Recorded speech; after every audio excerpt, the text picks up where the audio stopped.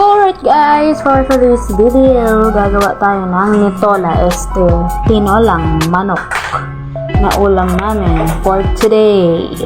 Hindi lang today, dahil also para mamayang gabi na rin. So ayun na nga, nagpainit na ako ng mantika sa kawali kasi kanina ko pa na-prepare yung mga ricado actually.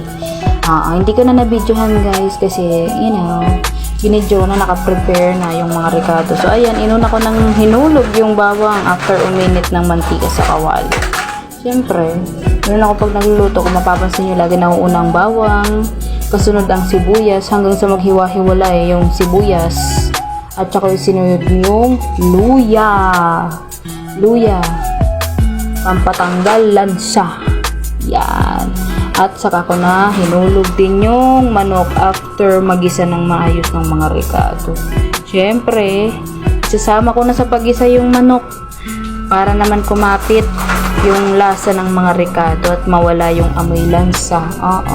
Malansa din naman kasi ang manok, hindi lang isda ang malansa, kahit anong karne malansa rin. Karne, ang arte-arte.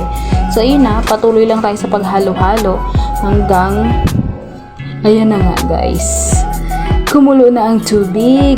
Nag-shortcut ako, hindi ko na na-video lahat. Nakakangalay humawak ng cellphone. Kasi ako lang nagbi-video myself, me, myself, and I. So ayan, kulong-kulo na yan dyan. So binaliktad-baliktad ko lang yung mga laman-laman.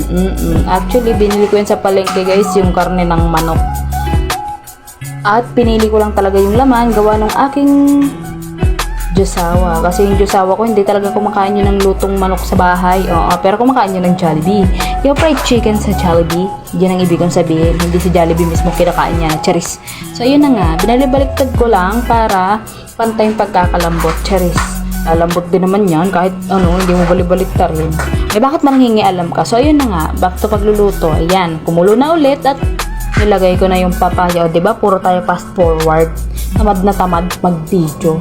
Ayan, fast forward ko na lang. Hinalo ko na yung papaya after kumulo ulit. Actually, mga 3 pakuluan yan guys para lumambot ng tuluyan yung manok.